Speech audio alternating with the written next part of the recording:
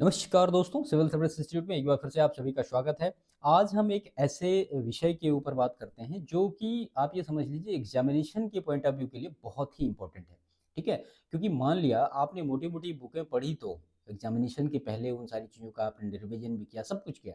लेकिन अगर एग्जामिनेशन के 10 दिन, 15 दिन पहले आप अपने जो आपने जो पढ़ा है पूरा टॉपिक, अगर आप उसका रिवीजन नहीं शॉर्ट टाइम में कर पा रहे हैं, तो फिर आपके पढ़ने से कोई फ़ायदा नहीं होगा। ठीक है? आज उसी विषय पे हम बात करते हैं, ये लगभग सबकी समस्या होती है। सपोज़ करिए हिस्ट्री है, हिस्ट्री बहुत बड़ा एक हिसाब से टॉपिक है जिसमें कि प्राचीन आता है, मध्य आता है और आधुनिक आता है। ये सारी चीज़ों को अगर आप कंबाइन कर दीजिए और इनको ये हो कि हमें एग्ज़ामिनेशन के पहले इनको सबको रिवाइज़ करके जाना है, तो ये सिंपली इतना आसान नहीं होता है। उसके लिए हमें क्या करना चाहिए, उस विषय पे आज हम बात करेंगे और ये स्ट्रैटेजी आप हर एक सब्जेक्ट के लिए फ़ॉलो कर सकते हैं। ठीक है? चीज़ें बेहतर होंगी, आप उनको अच्छी तरीके से कम समय में रिवीजन कर पाएँगे और ये समझ लीजिए कि आपको बेस्ट आउटपुट अपने एग्ज़ामिनेशन के पहले मिल जाएगा।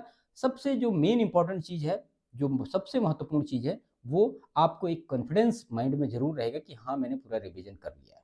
ठीक है? तो चलिए इसी विषय पे आज पूरा हम बात करते हैं। यहाँ पे मैंने एक उदाहरण लिया है आंग्ल-भारतीय संघर्ष का। ठीक है? आप जानते हैं एक बिग टॉपिक है मॉडर्न हिस्ट्री में जिसमें कि बंगाल का संघर्ष है, मैसूर है, फिर मराठा है, फिर सिख है और फिर अवध है। ये पाँचों को मिलाने के बाद ही एंग्लो इंडियन जो कॉन्फ्लिक्ट या एंग्लो इंडियन वॉर है, ये पूरा समाप्त होता है। अब आंग्ल बंगाल संघर्ष भी ऑटोमेटिक अपने आप में एक बहुत बड़ा टॉपिक है। ठीक है? हर चीज़ को कवर करना देखिए अब जो है ना यूपीपीसीएस या कहीं भी आप किसी भी एग्जामिनेशन को देखिए, अब वो मतलब सीधे जो छोटे-छोटे प्रश्न होते थे, वो बहुत कम पूछे जा रहे हैं। अब चीज़ों को थोड़ा-सा डीप में ले जाने की कोशिश हो रही है। आप उनके कांसेप्ट को समझ रहे हैं कि नहीं समझ रहे हैं। ऐसा नहीं है कि बक्सर का युद्ध कब हुआ, आपसे पूरी डेट पूछी। ये 5-6 साल पहले होता था कि आपसे बक्सर और प्लासी की डेट पूछ ली कि हाँ, ये बताओ कब हुआ, कब नहीं हुआ। लेकिन अब वो क्या करते हैं कि अब बक्सर और प्लासी के जो रीज़न हैं, उनसे कौन रिलेट कर रहा है, वो सारी चीज़ों पे ज़्यादा फ़ोकस हो रहा है। उन सारी चीज़ों का सॉल्यूशन आज के सेशन में हम देखेंगे। तो काफ़ी इंपॉर्टेंट सेशन है, पूरा देखिएगा। इसके बाद आप हमें कमेंट करके बताइएगा ये सेशन आपको कैसा लगा और ये स्ट्रैटेजी आप अपने सभी सब्जेक्ट के लिए फॉलो करिए, आपको बेस्ट आउटपुट मिलेगा। ठीक है? तो चलिए, यहाँ पे एंग्लो इंडियन जो कॉन्फ्लिक्ट है, आंग्ल भारतीय संघर्ष में 5 आपने पढ़े होंगे, जिसमें बंगाल, मैसूर, मराठा, सिख और अवध के साथ सारे कॉन्फ्लिक्ट हुए, वो सारी चीज़ें आपने पढ़ रखी होंगी। अब देखिए इसका हम शॉर्ट नोट कैसे बनाते हैं, जैसे हमने ले लिया आंग्ल भारतीय संघर्ष, अब सबसे पहले इसका विषय परिचय, ठीक है? अब उसके बाद जो 2 इम्पोर्टेंट घटनाएँ हुई, प्लासी एंड बक्सर, इन दोनों के जो बैटल हुए, ये इसके बारे में आपको पता होना चाहिए। इनका परिणाम आफ्टर ऑल क्या हुआ? ठीक है? यानी प्लासी एंड जो बक्सर का बैटल था, उसका लास्ट टाइम परिणाम क्या निकल के आया, वो सारी चीज़ें आपको देखनी पड़ेंगी। और जो कंपनी की स्थापना हुई, उसकी कार्यप्रणाली क्या थी, उसका एक अलग कॉलम बना लीजिए ऐसे ही करके। कंपनी द्वारा जो प्राप्त विशेषाधिकार थे, उसके लिए एक आप अलग कॉलम बना लीजिए। प्रमुख मिशन कौन-कौन से रहे, मुगल बादशाह उनसे कौन-कौन से रिलेटेड रहे और उसके बाद बंगाल के जो नवाब उनसे रिलेटेड है, ये सारी चीज़ें। ठीक है? इस तरह से अगर आप चीज़ों को थोड़ा-सा शॉर्ट में और समराइज़ करके पढ़ेंगे तो चीज़ें आपको बेहतर होंगी। एंग्लो इंडियन कॉन्फ्लिक्ट को यहाँ पे आई थिंक 4 और 5 पेज में पूरा हमने कवर किया है। ठीक है? तो यहाँ पे इस तरह से आप इनको लिख सकते हैं। अब जैसे जो प्रमुख मिशन 2 मिशन है, नॉरिस मिशन है, सर जॉन सरमन मिशन है, ये सारी चीज़ें आपको पता होनी चाहिए। कंपनी के जो विशेषाधिकार कब-कब रहे, 32 में रहा, उसके बाद 1651, 1656 और लेके 1717 तक का फ़र्रुखीसियर के टाइम तक का जो सारी चीज़ें रहीं, वो रहा पूरा। और उसके बाद फिर बंगाल के नवाब के बारे में आपको यहाँ पूरा डिटेल में ऐसे आप लिख लीजिए, जैसे मुर्शीद कुली खां से शुरू हुआ 1700 से लेकर 1727, इसने राजधानी ढाका से मुर्शिदाबाद ट्रांसफर कराई। उसके बाद फिर सुजाउद्दीन आया, उसके बाद सरफराज खां आया, उसके बाद अली वर्दी खां, फिर सिराजुद्दौला आया, फिर मीर जाफर, मीर कासिम, मीर जाफर और फिर सबसे लास्ट में नजमुद्दौला। ठीक है? तो ये बेसिकली 2 लाइन में आपके सारे नवाब आ गए। देखिए कई बार प्रश्नों में इनको नवाब को एक ऑर्डर यानी एक क्रोनोलॉजी में भी अरेंज करने के लिए प्रश्न पूछे गए। अगर आप लास्ट ईयर के प्रश्न उठा के देखेंगे तो आपको वहाँ पे मिल जाएगा। ठीक है? तो ये हो गया। इसके बाद जो प्रारंभिक परिस्थितियाँ क्या रही, तो सिराजुद्दौला के परिवार का जो विरोधी रुख था, उसके बाद सेनापति और सारी चीज़ें, जो महत्वपूर्ण जो की पॉइंट है, वो सारी चीज़ें आप यहाँ पे इनको नोट कर दीजिए। उसके बाद फिर आता है फाइनली घटनाक्रम। तो घटनाक्रम क्या-क्या रहा? कालकोठरी की घटना हुई, सिराजुद्दौला ने फिर कलकत्ता पे अपना अधिकार किया। उसके बाद फिर प्लासी का युद्ध हुआ, उसका परिणाम क्या हुआ और उसके बाद बक्सर का युद्ध हुआ एंड फाइनली उसका क्या रिजल्टेंट आया, वो सारी चीज़ें आप छोटे-छोटे वर्ड में अपने हिसाब से बनाइए, बेहतर होगा ये।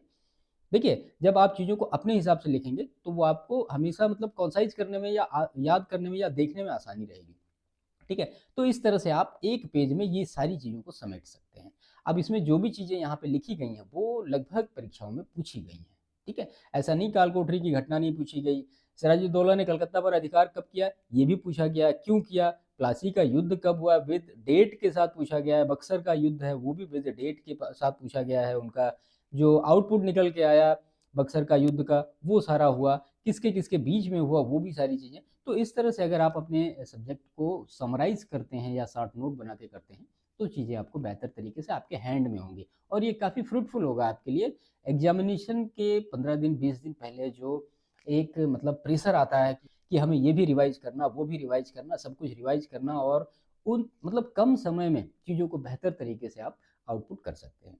चलिए, इसके बाद फिर फाइनली उसका जो Anglo Indian conflict sorry Anglo Bengal conflict था, उसका परिणाम क्या हुआ? इलाहाबाद की संधि हुई 2, उसके बाद फिर द्वैत शासन की स्थापना हुई और उसके बाद फिर शोषण और अराजकता में वृद्धि होती है। तो ये एंग्लो जो बंगाल कॉन्फ्लिक्ट था, इसको एक पेज में पूरा हमने यहाँ पे कर दिया। आप भी इसको बेहतर तरीके से ऐसे करके नोट्स बनाइए, चीज़ों को कम से कम हफ्ते में एक बार रिवाइज करिए। अगर आपको कुछ भूल रहा है चीज़, तो आप उसके लिए अपना जो मेन नोट है, जो आपने बना रखा है, वहाँ से आप चीज़ों को रिकॉल कर लीजिए, है ना?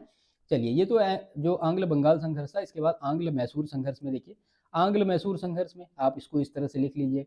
मैसूर वंश का जो परिचय है, वो आप पूरा लिखना पड़ेगा। हैदर अली के बारे में डिटेल देखिए, मैं यहाँ पे मतलब हैदर अली के बारे में वही सारी चीज़ें आपको पढ़नी है, जो कि परीक्षाओं में लास्ट ईयर पूछी गई हैं। है तो बहुत कुछ। उसके बाद टीपू सुल्तान के बारे में, फिर एंग्लो जो मैसूर कॉन्फ्लिक्ट हुआ, उसमें कौन-कौन से कॉन्फ्लिक्ट हुए, क्या-क्या प्रभाव परिणाम रहे, वो सारी चीज़ें इस तरह से आप ऐसे एरो बना-बना के चीज़ों को बढ़ाते रहिए, एक पेज में आपका ये भी कवर हो जाएगा, ठीक है? तो हैदर अली के बारे में डिटेल, उसके बाद टीपू सुल्तान के बारे में, उसके बाद आप उसके बाद आप फिर टीपू सुल्तान के बारे में महत्वपूर्ण चीज़ें पढ़िए और आंग्ल मैसूर जो संघर्ष हुआ, क्यों हुआ? तो जो हैदर अली की महत्वाकांक्षा थी और जो त्रिगुट बना रखा था। उसके बाद हैदर और फ्रांसीसियों के ये सब जो तात्कालिक कारण थे, वो सारी चीज़ें लिख दी। 4 जो संघर्ष के चरण हुए, वो यहाँ पे है। प्रथम चरण, द्वितीय चरण, तृतीय चरण, चतुर्थ चरण। ठीक है? कब हुआ ये भी लिखा गया और कई बार परीक्षाओं में मैच करने के लिए यही पूछा गया है। ठीक है? इससे रिलेटेड कौन-कौन सी ट्रीटी रहीं, पहले चरण से, दूसरे चरण से, तीसरे चरण से, चौथे चरण से और जो उसकी महत्वपूर्ण घटनाएँ रहीं, वो सारी चीज़ें आप इस छोटे से उसमें पूरा सब कुछ समेट सकते हैं। उसके बाद जो परिणाम और प्रभाव आया, वो भी आप लिख दीजिए, ठीक है? तो इस तरह से आप इसको कंप्लीट कर सकते हैं। मराठा, आंग्ल-मराठा संघर्ष काफ़ी बड़ा टॉपिक है ये, मतलब मुझे लगता है कि बंगाल है, अवध और सारी चीज़ों में सबसे बड़ा जो है ये मराठा है। तो मराठा संघर्ष के लिए आप ऐसे ही करिए, मराठा साम्राज्य का एक परिचय पूरा डिटेल में यहाँ पे लिखते चले जाइए, जो भी मतलब डेटा आपके पास है उनको लिखते चलिए। देखिए यहाँ पे सारी चीज़ें हमने लिख रखी हैं। उसके बाद शिवाजी का जो परिचय है, कब, उनका क्या पूरा उनका पर्सनल डिटेल और सारी चीज़ें जो उनके गुरु रहे, उसके बाद उनका उद्भव विकास कब हुआ, कहाँ पे शपथ ग्रहण किया, किस पहाड़ी पर किया, उनके जो मतलब धर्म गुरु थे वो कौन थे, वो सारी चीज़ें। अब देखिए यहाँ पे लिखा संपूर्ण प्रभुत्व संपन्न निरंकुश राजतंत्र, ये इसका स्वरूप था, जो मराठा साम्राज्य था, ठीक है? और मराठा साम्राज्य के बारे में जो स्वराज्य क्षेत्र थे, प्रभाव क्षेत्र थे, चौथ है और ये सारे, इस तरह से चीज़ों को छोटे-छोटे करके कॉन्साइज़ में आप इन सारी चीज़ों को यहाँ पे लिखते चले जाइए। आपको ये समझ लीजिए 1 पेज में या डेढ़ पेज में पूरा जो मतलब आंग्ल-मराठा संघर्ष है या मराठा साम्राज्य जो हम पढ़ते हैं, वो आप उसको कर सकते हैं, ठीक है? ऐसे ही उसके बाद प्रशासन में फिर केंद्रीय प्रशासन, ये सारी चीज़ें आपको लिखनी है। ऐसे ही राजनीतिक इकाइयाँ हैं, प्रांतीय प्रशासन, राजस्व प्रशासन, चौथ और सब, मतलब देखिए चौथ जो है 1.4% था। ये किस लिए लिया जाता? पड़ोसी राज्य से आक्रमण न करने के लिए लिया जाता था। सरदेशमुखी 1/10% था और ये निजी कोष में जाता था और ये कहाँ जाता था? ये इतने अधिकारियों में बँट जाता था। ये प्रश्न तक का पूछा गया है, ठीक है?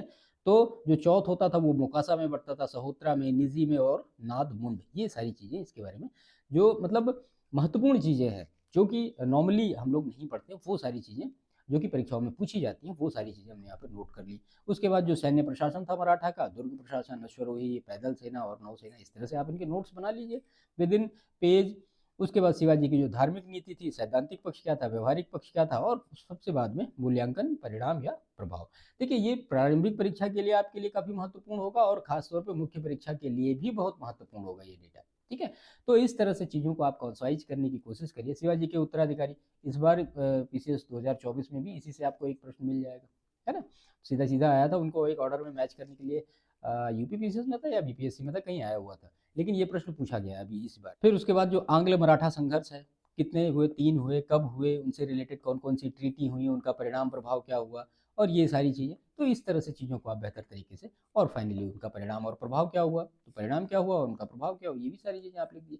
तो जब इस तरह से आप किसी भी टॉपिक को लेके और उसके हर एंगल को देखते हुए चीज़ों को बेहतर तरीके से नोट्स बनाएँगे, तो लास्ट टाइम जब परीक्षा होने वाली होती है, तो उस समय मुझे लगता है इस हिसाब से अगर आप मॉडर्न हिस्ट्री के नोट्स बनाएँ तो मुश्किल से 20 या 25 पेज में आपकी पूरी मॉडर्न हिस्ट्री आ जाएगी। और 20-25 पेजों को अगर आपने खुद से अपनी मेहनत से बनाए हैं, तो उनको रिवीजन करने में मुझे लगता है बहुत लगेगा, तो 1 घंटा लगेगा, इससे ज़्यादा नहीं लगेगा, आप अच्छी तरीके से रिवीजन कर रहे हैं तो। और अगर आप 5 बार, 6 बार, 8 बार ऑलरेडी रिवीजन कर चुके हैं, तो मुझे लगता है हाफ एन आवर लगेगा, इससे ज़्यादा आपको नहीं लगेगा, जो कि नोट्स आपने खुद से डिज़ाइन किए हुए तो। ठीक है? तो थोड़ी मेहनत करिए, इसको अच्छी तरीके से बना लीजिए, फिर आप आरओ-आरओ दीजिए या फिर यूपीपीसीएस 25 दीजिए या फिर कोई भी एग्ज़ाम दीजिए, हर जगह ये आपके लिए फ्रूटफुल होगा, बेनिफिशियल होगा। ठीक है? ऐसे ही फिर आप यहाँ पे देख रहे हैं कि जो सिख संप्रदाय था, सिख संप्रदाय के बारे में महत्वपूर्ण चीज़ें कि लंगर जो परंपरा किसने शुरू की? गुरु नानक ने शुरू की। लंगर को अस्थायी किसने बनाया? तो गुरु अंगद ने बनाया। गुरुमुखी लिपि जो है किससे रिलेटेड है? गुरु अंगद से रिलेटेड है। गुरु अमरदास, ये सारी चीज़ें, अकबर ने 500 बीघा ज़मीन किसको दी थी? तो गुरु अमरदास को दी थी। अर्जुन देव के बारे में पूरा डिटेल कि क्या है, क्या नहीं, जो चीज़ें मतलब परीक्षाओं में पूछी जाने वाली वो सारी चीज़ें हमने यहाँ लिखी थी। औरंगज़ेब ने किसको बुलाया था? तो गुरु हरराम को बुलाया था। इनका जो टाइम पीरियड है वो सारी चीज़ें हैं। चेचक से मृत्यु किस गुरु की हुई थी? तो गुरु हरिकृष्ण की हुई थी, जिनकी चेचक से मृत्यु हो गई थी। ठीक है? औरंगज़ेब ने किसको मारा था? तो गुरु तेग बहादुर को औरंगज़ेब ने मारा था। 10वें और अंतिम गुरु कौन? गुरु गोविंद सिंह थे। ये सारी चीज़ें, है ना? तो इस तरह से अगर आप शॉर्ट टाइम पे पूरे बेहतर तरीके से नोट्स बनाएँगे, तो चीज़ें आपको बेहतर अच्छी तरीके से कवर होंगी। और देखिए, जीएस के टॉपिक को जितना ही आप रिवाइज़ करेंगे, उतना ही ये आपके कॉन्फिडेंस को बूस्ट करेगा। ये बढ़ाता रहेगा, आपको ये लगता रहेगा, आपको ये फ़ील कराता रहेगा अंदर से कि हाँ, मेरी तैयारी बेहतर है। और देखिए एग्ज़ाम क्या है ना, एग्ज़ाम बस यही एक खेल है। ये कॉन्फिडेंस का खेल है टोटल। क्योंकि बहुत सारे लोग अच्छे-अच्छे होते हैं जो पूरी मेहनत करते हैं, मतलब अच्छी तरीके से पूरा पढ़ते हैं, सब कुछ करते हैं, लेकिन एग्ज़ामिनेशन में कई बार उनका नहीं हो पाता है। तो इसका मतलब ये नहीं कि वो लोग पढ़ नहीं रहे हैं, वहाँ वो भी पढ़ते हैं, लेकिन कई बार अब कॉन्फिडेंस नहीं साथ दे पाता है या मतलब थोड़ी-सी दिक्कत हो जाती है, वो पूरी तरीके से अपनी पूरी क्षमता का उपयोग उस परीक्षा में नहीं कर पाते हैं। इस वजह से उनका नहीं हो पाता। बाकी पढ़ने-लिखने में सब बेहतर होते हैं, जो मेहनत कर रहा है, वो अच्छी तरीके से चीज़ों को बेहतर कर रहा है। तो थोड़ा टेक्निकली इन सारी चीज़ों को देखिए और अपने एक टारगेट को बनाइए कि हाँ, हमें ये सेटअप करना है, हमें ये एग्ज़ाम देना है, उसका सिलेबस पूरा अच्छी तरीके से रट जाइए, सिलेबस को याद करिए अच्छी तरीके से और फिर उसकी ये बेहतर एक शॉर्ट नोट की स्ट्रैटेजी बनाइए। जैसे मान लिया आपने पढ़ लिया एंग्लो इंडियन कॉन्फ्लिक्ट, ठीक है? अब इसके पाँचों टॉपिक को आप 4-5 पेज में अच्छी तरीके से बना के शॉर्ट नोट और उनको एक जगह रख दीजिए। हफ्ते में जब भी आपको टाइम मिलता है, आप एक बार उनको रिवाइज़ कर लीजिए, ठीक है? ऐसे ही जैसे मान लिया आप मॉडर्न हिस्ट्री में थोड़ा-सा आगे बढ़ेंगे, तो गांधी जी का जो संघर्ष है ना? गांधी जी का जो काल है या गांधी जो जिसको हम कि गांधी युग के नाम से जानते हैं, तो गांधी युग कब कब शुरू हुआ? तो 1916-17 से लेकर के 1947-48 तक पूरा जाएगा। अब इसको पूरा आप एक चीज़ में कवर कर लीजिए। इससे प्रश्न कई बार पूछे गए हैं। 2-3 पेज, 4 पेज जितना भी आपको ज़रूरत है, जितना भी आपको लग रहा है कि हाँ, ये प्रश्न हमारे लिए इम्पोर्टेंट है, उन सारी चीज़ों को उस पेपर में नोट डाउन करिए। और फिर हफ्ते में या 4-5 दिन में एक बार उनको देखते रहिए, रिवाइज़ करते रहिए। तो आपको ये लगता रहेगा कि मैंने मॉडर्न हिस्ट्री पढ़ी है या और जो भी सब्जेक्ट में आपके इस तरह से आप करेंगे, आपको ये लगता रहेगा कि हाँ, मैं इन सब चीज़ों को बेहतर तरीके से मैं कवर कर रहा हूँ, मैंने पढ़ी हुई है। ठीक है? देखिए, अगर आपने ये शॉर्ट नोट्स नहीं बनाए हैं और तो ये तो पॉसिबल नहीं मुझे लगता कि आप हिस्ट्री को या जियोग्राफी को जो आपने मेन नोट्स बना रखे हैं, उसको एग्ज़ामिनेशन के टाइम अच्छी तरीके से सबको रिवाइज़ कर पा रहे हैं। ऐसे नोट्स को आप 4-5 बार रिवाइज़ करेंगे, लेकिन वैसे जब आपने मेन नोट्स बनाए हैं, तो उनको आप 1 या 2 बार से ज़्यादा रिवाइज़ नहीं कर पाएँगे। ठीक है? तो ये स्ट्रैटेजी आप सभी सब्जेक्ट में फॉलो करिए और बेहतर आउटपुट अपने आप से आपको मिलेगा। ठीक है? तो सेशन समाप्त करते हैं। वीडियो कैसा लगा इसके बारे में कमेंट करिएगा और चैनल अभी तक जिन्होंने सब्सक्राइब नहीं किया या जो चैनल पे नए हैं, तो प्लीज़ चैनल को सब्सक्राइब ज़रूर करिएगा। मिलते हैं नेक्स्ट सेशन में, तब तक के लिए थैंक यू।